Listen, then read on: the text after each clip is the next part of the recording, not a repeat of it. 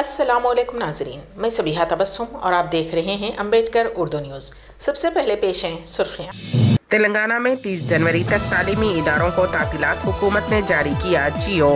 عثمانیہ university کے colleges کو بھی 30 جنوری تک تعطیلات، تاہم آن لائن کلاسز کا انعقاد۔ اتر پردیش انتخابات، 9 امیدواروں کی فہرست کے ساتھ مجلس کی پہلی فہرست جاری۔ اور اومیکرون کو لے کر وائرولوجسٹ کا بڑا انکشاف، دنیا کو ایک ساتھ 2 وباؤں کا سامنا۔ اور اب خبروں کی تفصیل۔ تلنگانہ حکومت نے تعلیمی اداروں کی تعطیلات میں توسیع کا اعلان کیا ہے۔ اس سلسلے میں جیو جاری کر دیا گیا، جس کے مطابق 30 جنوری تک ریاست کے تمام سرکاری، خانگی اور امدادی اسکولز اور تمام کالجز کو تعطیلات رہیں گی۔ صرف میڈیکل کالجز کو تعطیلات نہیں دی گئی ہیں۔ پیر کے دن کابینہ کا اجلاس ہے، جس میں ریاستی وزیر اعلیٰ کے Chandrashekhar Rao online classes کے تعلق سے فیصلہ کریں گے۔ واضح رہے کہ تلنگانہ حکومت نے ریاست میں کورونا وائرس کے کیسوں میں اضافے کے پیش نظر تمام تعلیمی اداروں کو 8 جنوری سے 16 جنوری تک تعطیلات دینے کا اعلان کیا تھا۔ یہ فیصلہ محکمہ صحت کے عہدیداروں کے ساتھ طلب کردہ جائزہ اجلاس میں وزیر اعلیٰ چندرشیکھر راؤ نے اچانک لیا تھا۔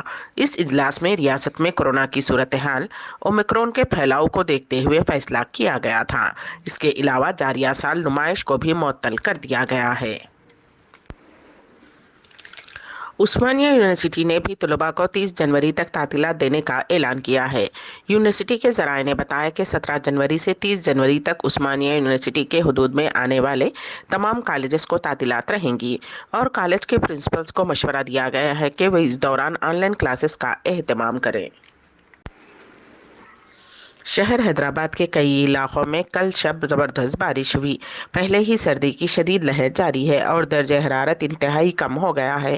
ایسے میں بارش کی وجہ سے موسم اور بھی سرد ہو گیا، جس کی وجہ سے شہریوں کو مشکلات کا سامنا کرنا پڑ رہا ہے۔ شہر کے بعض علاقوں میں تیز ہواؤں کے ساتھ دھواں دھار بارش کی اطلاعات ملیں، جبکہ بعض علاقوں میں ہلکی بارش ہوئی اور بعض مقامات پر بوندا باندی ہوئی۔ محکمہ موسمیات نے پہلے ہی ہفتہ اور اتوار کو حیدرآباد بشمول تلنگانہ میں بارش کی پیش قیاسی کی تھی۔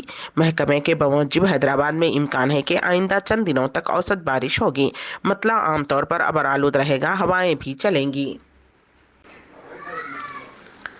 ریکگنائزڈ اسکولز مینجمنٹ ایسوسی ایشن نے حکومت کی جانب سے سنکرانتی کی تعطیلات بڑھا دینے کے فیصلے پر رد عمل ظاہر کرتے ہوئے اس فیصلے سے دستبرداری اختیار کرنے کا مطالبہ کیا ہے۔ ایسوسی ایشن کے ریاستی صدر یادگیری راج شیکھر نے اس سلسلے میں ایک بیان جاری کیا۔ انہوں نے کہا کہ وائرس کے پھیلنے کا سبب بننے والے market, cinema theatre, shopping malls, vines, bars, clubs کو بند کیے بغیر تمام احتیاطی اقدامات کے ساتھ چلائے جانے والے تعلیمی اداروں کو بند کرنا ٹھیک نہیں ہے۔ انہوں نے مزید کہا کہ اس فیصلے سے طلباء کا نقصان ہوگا۔ پہلے ہی لاک ڈاؤن کی وجہ سے 2 سال سے طلباء کی تعلیم متاثر ہو رہی ہے۔ تلنگانہ قانون ساز اسمبلی کے اسپیکر پوچارم سرینیواس ریڈی ایک مرتبہ پھر کورونا سے متاثر ہو گئے ہیں۔ معمولی علامات پر انہوں نے کووڈ کا معائنہ کروایا، جس میں وہ اس عالمی موذی مرض سے مثبت پائے گئے، اگرچہ کہ ان میں صحت میں کوئی مسائل سامنے نہیں آئے ہیں۔ تاہم ڈاکٹرز کے مشورے پر اسپیکر کو شہر حیدرآباد کے گچی باؤلی کے ایک پرائیویٹ ہاسپٹل میں داخل کر دیا گیا۔ اسپیکر نے ان سے حالیہ دنوں کے دوران ملاقات کرنے والوں سے درخواست کی کہ وہ اپنا کووڈ کا معائنہ کروا لیں اور اس کے مطابق اقدامات کریں۔ حالیہ عرصے میں دوسری مرتبہ اسپیکر کورونا سے متاثر ہوئے ہیں۔ تلنگانہ کابینہ کا اجلاس پیر کی دوپہر طلب کیا گیا ہے۔ پرگتی بھون میں کابینہ کا اجلاس ریاستی وزیر اعلیٰ کے چندرشیکھر راؤ کی صدارت میں منعقد ہوگا۔ اس اجلاس میں کورونا کی صورتحال پر تبادلہ خیال کیا جائے گا۔ ریاست میں تعلیمی اداروں کی تعطیلات میں توسیع اور دیگر ریاستوں کی عائد پابندیوں کے درمیان کابینہ کے اجلاس میں کیا فیصلے کیے جائیں گے، اس پر عوام میں تجسس پایا جاتا ہے۔ تلنگانہ ریاستی اردو اکیڈمی نے فروغ اردو کی 7 اسکیمات کی آن لائن درخواستوں کے ادخال کی آخری تاریخ 15 جنوری 2022 رکھی گئی تھی، لیکن ادبا و شعراء، اساتذہ، اسکالرز اور اردو تنظیموں اور اداروں کی نمائندگیوں پر آخری تاریخ میں 31 جنوری 2022 تک توسیع کر دی گئی ہے۔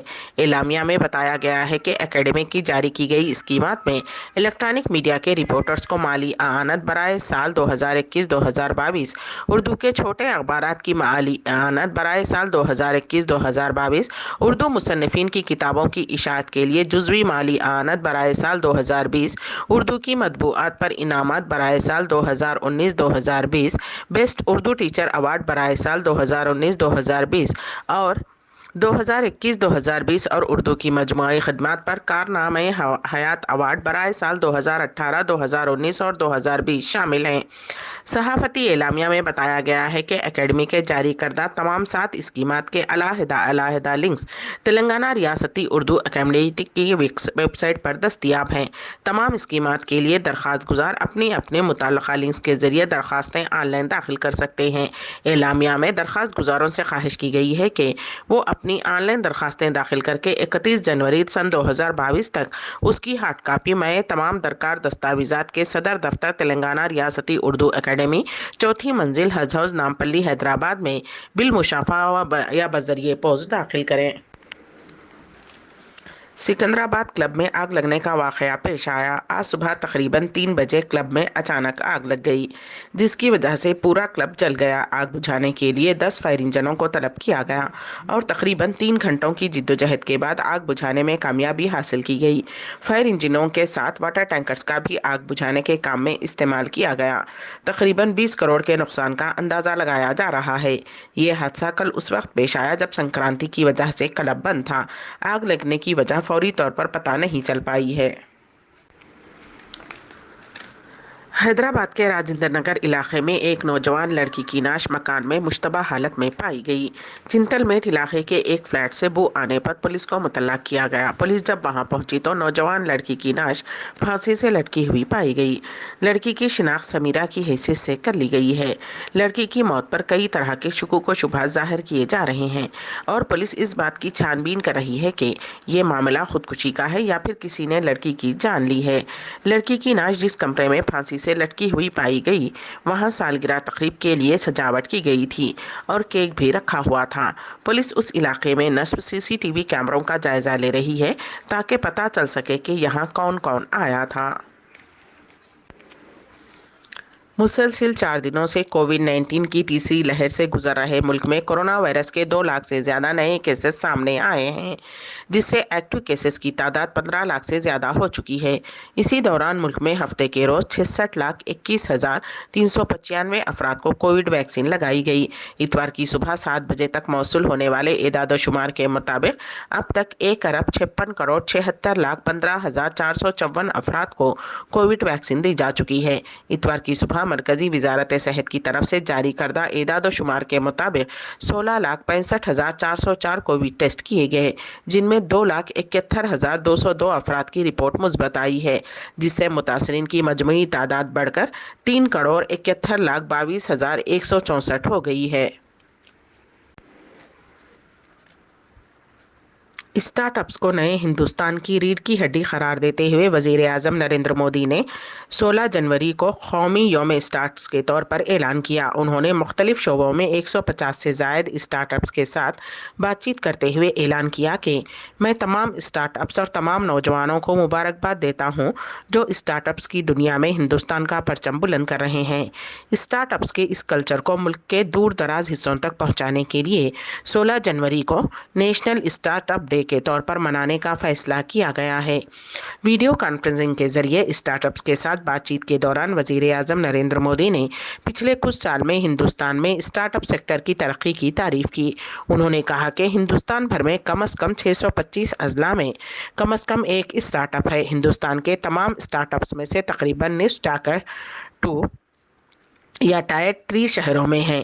اس سے ظاہر ہوتا ہے کہ ہر طبقے کے لوگ اپنے خیالات کو کاروبار میں تبدیل کر رہے ہیں۔ کل ہند مجلس اتحاد المسلمین نے اتر پردیش انتخابات کے لیے اپنی پہلی فہرست جاری کر دی ہے، جس میں 9 امیدواروں کے نام شامل ہیں۔ اتر پردیش مجلس یونٹ کے صدر شوکت علی نے امیدواروں کے ناموں کی پہلی فہرست جاری کی ہے، جس میں بریلی، میرٹھ، سہارنپور اور دیگر حلقوں کے نام شامل ہیں۔ اتر پردیش میں 10 فروری سے شروع ہونے والے 7 مرحلوں کے انتخابات کی گنتی 10 مارچ کو ہوگی۔ दुनिया भर में कोरोना वायरस के नए वेरिएंट ओमिक्रॉन के मामलात में इजाफा होता जा रहा है और अभी तक उस वायरस के नेचर और बदलाव को लेकर साइंसदान मुसलसल रिसर्च कर रहे हैं। इस दरमियान मशहूर वायरोलॉजिस्ट और Indian council of medical research के साबिक सरबराह डॉक्टर टी जैकब जॉन ने ओमिक्रॉन को लेकर बड़ा इंकशाफ किया है। उन्होंने कहा कि बहुत ज़्यादा इम्कान है कि इस वक्त पूरी दुनिया में दो वबाएं एक साथ फैल रही हैं, एक डेल्टा के ज़रिए और दूसरी ओमिक्रॉन के ज़रिए। जैकब ने कहा कि ये दोनों अलग हैं। ओमिक्रॉन के ओरिजिन के बारे में वायरोलॉजिस्ट ने कहा कि कोरोना का ये variant Wuhan D614G alpha beta gamma delta की पायाम्यू के जरिए ओरिजिन वायरस नहीं है, इतना तो यकीनी है। उन्होंने कहा कि ओमिक्रॉन के नस्ब का पता नहीं है, लेकिन उसका वुहान से कुछ दूर का ताल्लुक है जिससे ये वबा शुरू हुई थी। डॉक्टर जैकब ने कहा कि जहां कोविड-19 लोगों के निज़ाम तनफ्फुस पर हमला कर रहा था, तो वहीं ओमिक्रॉन ज़्यादातर मामलात में सिर्फ गले के हिस्से पर ही रुक जाता है। उन्होंने कोविड की तीसरी लहर के बारे में कहा कि इसका असर मेट्रो सिटीज़ में ज़्यादा देखा जाएगा और इन्फेक्शन के मामला जितनी तेज़ी से बढ़ेंगे उतनी ही तेज़ी से वो भी नीचे आ जाएंगे। अम्बेडकर उर्दू न्यूज़ के अख्ताम से क़ब्ल दोबारा सुर्खियों पर एक नज़र। तेलंगाना में 30 जनवरी तक तालीमी इदारों को तातीलात हुकूमत ने जारी किया जियो। उस्मानिया यूनिवर्सिटी के कॉलेजेस को भी 30 जनवरी तक तातीलात ताहम ऑनलाइन क्लासेस का इनेकाद। उत्तर प्रदेश इंतखाबात 9 उम्मीदवारों की फहरिस्त के साथ मजलिस की पहली फहरिस्त जारी। और ओमिक्रॉन को लेकर वायरोलॉजिस्ट का बड़ा इंकशाफ, दुनिया को एक साथ दो वबाओं का सामना। इसी के साथ ही अम्बेडकर उर्दू न्यूज़ यहीं पर इख्तिताम पजीर होती हैं, तो दीजिएगा सबीहा तबस्सुम को इजाज़त। अल्लाह हाफिज़।